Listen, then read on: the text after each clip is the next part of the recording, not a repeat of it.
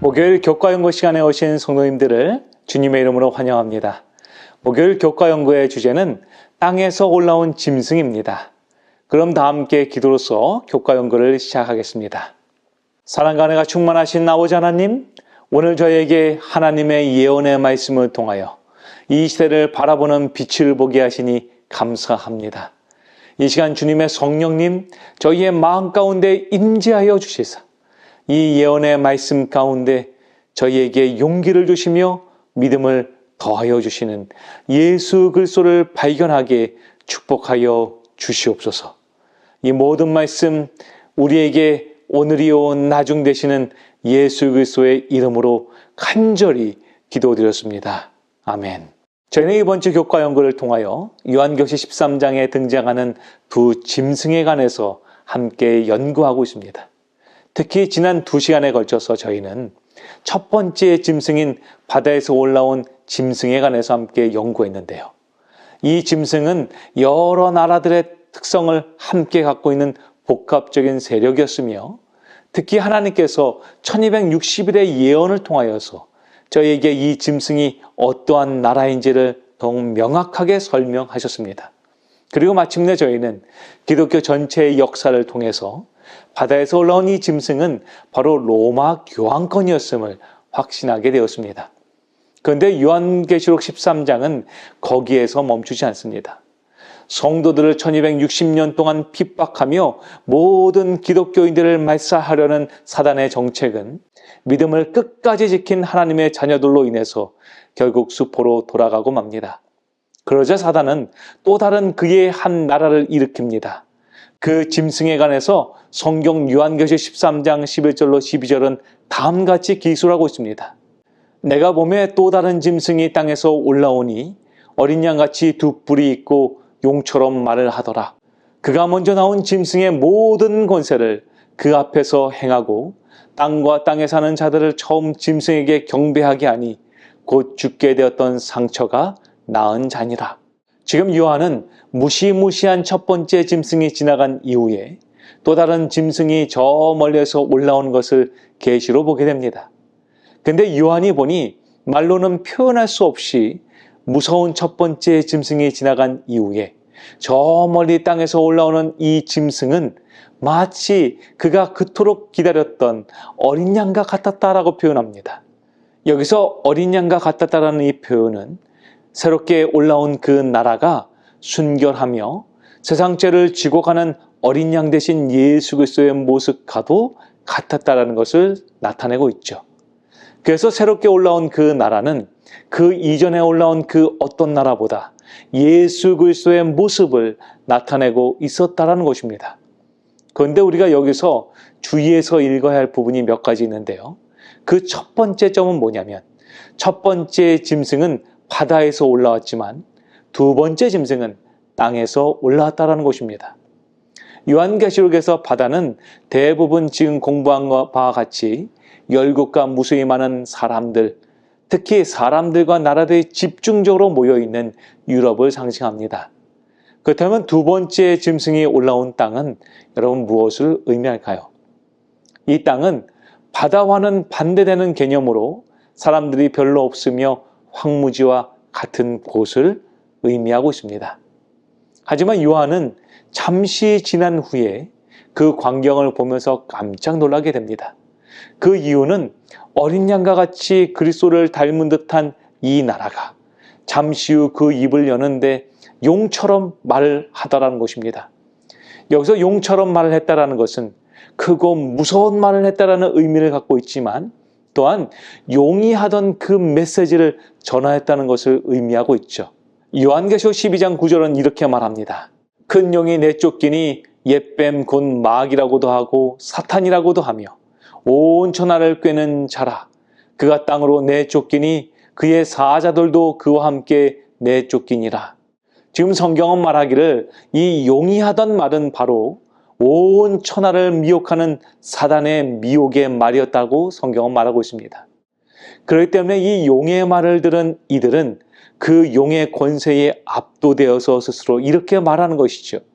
누가 이 짐승과 같으냐? 누가 능히 이와 더불어 싸우리요? 결국 미혹의 영에 사로잡힌 어린 양은 사람들을 사단에게 미혹하는 그러한 일을 하게 되는 것이죠. 그래서 요한계시록 13장 12절은 이렇게 말합니다. 그가 먼저 나온 짐승의 모든 권세를 그 앞에서 행하고 땅과 땅에 사는 자들을 처음 짐승에게 경배하게 하니 곧 죽게 되었던 상처가 나은 자니라. 지금 성경은 말하기를 어린 양과 같았던 이 나라가 바다에서 올라온 그 짐승의 모든 권세를 그 앞에서 행했다라고 말합니다. 이것은 어린 양이 결국 전 세계를 호령하는 강력한 강대국이 되어서 정치와 종교 모든 분야에 큰 영향력을 끼치는 나라임을 설명하고 있는 것이죠. 그런데 이 짐승이 앞에 등장한 바다 짐승과 또 다른 한 가지 특징이 있는데, 그것은 이 어린 양은 두 뿔은 있었지만 그 뿔에는 왕관이 없었다는 것입니다. 이것은 이전에 있던 나라들과는 다른 또 다른 정치 체계를 갖춘 나라였다는 것을 설명합니다. 여러분, 이전의 나라들은 이 왕의 권한으로 세워지고 통치되어지는 왕정 국가였습니다. 하지만 땅에서 올라온 이 짐승은 그 두 뿔에는 왕관이 없었다라고 말합니다. 이것은 왕이 아닌 정치적 자유와 종교적 자유를 갖고 있는 두 뿔을 가진 나라였다라고 성경은 말하고 있는 것이죠. 그렇다면 여러분, 1798년 로마 교황권이 붕괴된 이후에 바다와 같은 유럽이 아닌 황무지인 나라에서 생겨난 나라 가운데 어린 양과 같이 그리스도의 복음의 모양을 하였지만 후에는 용과 같이 전 세계를 호령하며 정치와 종교 그리고 경제적인 모든 분야에서 큰 소리를 발하는 나라, 이전에 있던 나라들과는 다르게 왕권이 아닌 종교와 정치의 자유를 갖고 시작된 나라가 있다면 그 나라는 어떤 나라일까요? 각시대 대쟁투 440페이지에는 그 나라에 대해서 이렇게 설명하고 있습니다. 새끼 양과 같이 두 뿔을 가진 짐승은 땅에서 올라왔다. 이와 같은 모양으로 표상된 나라는 자기 스스로를 확립하기 위하여 다른 세력을 넘어뜨리는 대신 일찍이 아무에게도 점령된 일이 없는 지역에서 점진적으로 또한 평화롭게 자라난 나라이어야 한다. 이 예언과 모든 점에 있어서 부합되는 한 나라, 오직 한 나라가 있는데 그것은 곧 북미 합중국이다. 네, 맞습니다. 그것은 미합중국이라고 불려지는 미국을 말하고 있습니다. 미국은 어린 양과 같이 종교와 정치의 자유를 외치며 신대륙에 새롭게 세워진 나라입니다. 그래서 예수 그리스도의 복음이 미국을 통해서 온 세계로 전파되어진 것이죠. 하지만 하나님께서는 이 어린 양과 같은 나라가 결국 그 순성을 잃어버리게 되고 마침내 그 나온 짐승, 즉 바다에서 올라온 짐승으로 표상되는 교황권의 힘을 얻게 되며 또한 처음 짐승을 경비하는 존재가 된다라고 성경은 예언하고 있는 것입니다. 특히 요한계시록 13장 13절로 15절은 이 변절된 어린 양의 무서움을 이렇게 묘사하고 있습니다. 큰 이적을 행하되 심지어 사람들 앞에서 불이 하늘로부터 땅에 내려오게 하고 짐승 앞에서 받은 바 이적을 행함으로 땅에 거하는 자들을 미혹하며 땅에 거하는 자들에게 이르기를 칼에 상하였다가 살아난 짐승을 위하여 우상을 만들라 하더라. 그가 권세를 받아 그 짐승의 우상에게 생기를 주어 그 짐승의 우상으로 말하게 하고 또 짐승의 우상에게 경배하지 아니하는 자는 몇이든지 다 죽이게 하더라. 여러분, 얼마나 무섭고 끔찍한 예언입니까? 이 진리의 순수성을 잃어버린 어린 양은 이제 더 이상 어린 양이 아닌 또 다른 짐승이 되어서 결국 그 권세로 짐승의 우상을 살리며 경배하게 하는데 그 모든 힘을 쏟는 것을 우리는 이 예언을 통해서 발견하게 됩니다.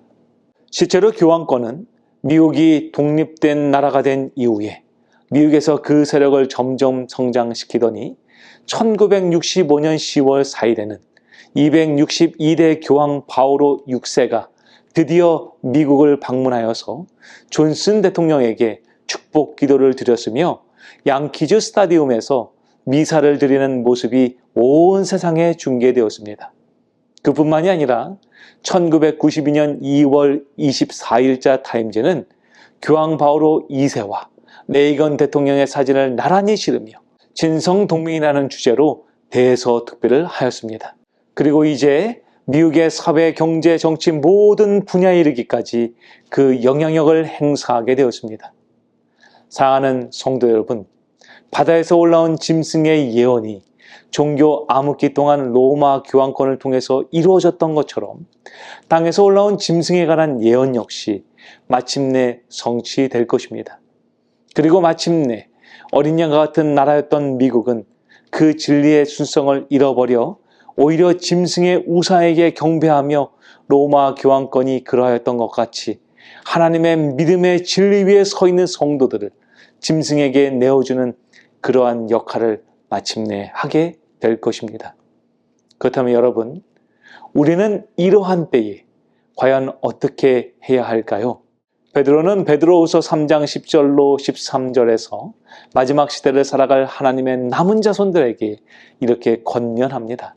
그러나 주의 날이 도둑같이 오리니 그 날에는 하늘이 큰 소리로 떠나가고 물질이 뜨거운 불에 풀어지고 땅과 그 중에 있는 모든 일이 드러나리로다. 이 모든 것이 이렇게 풀어지리니 너희가 어떠한 사람이 되어야 마땅하냐? 거룩한 행실과 경건함으로 하나님의 날이 임하기를 바라보고 간절히 사모하라. 그 날에 하늘이 불에 타서 풀어지고 물질이 뜨거운 불에 녹아지려니와 우리는 그의 약속대로 의가 있는 곳인 새하늘과 새 땅을 바라보도다. 사랑하는 미주교회 성도 여러분, 베드로의 이 놀라운 고백이 오늘 저희의 고백이 되기를 소망합니다. 하나님께서 저희에게 요한계시록 13장의 이 무서운 예언을 허락하신 이유는 이 예언을 통해서 저희가 두려움과 낙담 가운데 좌절하기 위함이 아닙니다. 하나님의 말씀은 그분이 말씀하신 대로 때가 차면 반드시 이루어질 것입니다. 그러니 저희가 해야 하는 것이 있다면 그것은 바로 앞으로 일어난 일들을 바라보면서 두려워하는 것이 아니라 이러한 마지막 때의 사건들 속에서 그 믿음을 잃지 아니하며 오직 우리에게 주신 하나님의 약속, 곧 하나님의 의가 거하는 저 새하늘과 새 땅을 바라보는 것입니다. 이 모든 예언들이 성취되듯이 우리에게 약속하신 하나님의 구원의 언약 역시 반드시 이루어질 것입니다. 우리 주님은 이 예언의 마지막 시대를 살아가는 그분의 자녀들에게 지금 용기를 내라고 말씀하고 계십니다. 잠시 후면 주 곧 너희 하나님을 만날 날이 가까웠다라고 주님은 말씀하십니다. 오늘 저희가 이 예언의 말씀을 통해서 그 믿음을 다시 한번 소유하고 그 믿음의 자녀가 되기를 결심하는 저와 여러분이 되기를 간절히 소망합니다. 우리 주님은 오늘도 우리의 하나님 되십니다. 다 함께 기도하겠습니다. 아버지 하나님, 이 놀랍고 엄숙한 요한계시록 13장의 예언의 말씀을 통해서 저희에게 말씀하시니 감사합니다. 주님 말씀하신 대로 시간이 되고 때가 차면 이 모든 것이 분명히 이루어질 것을 저희는 믿습니다. 그러나 아버지, 오늘 저희가 두려움과 떨림으로 인해서 오늘 저희가 갖고 있는 이 믿음을 실족하는 자녀가 되지 않게 저희 모두를 붙잡아 주시옵소서.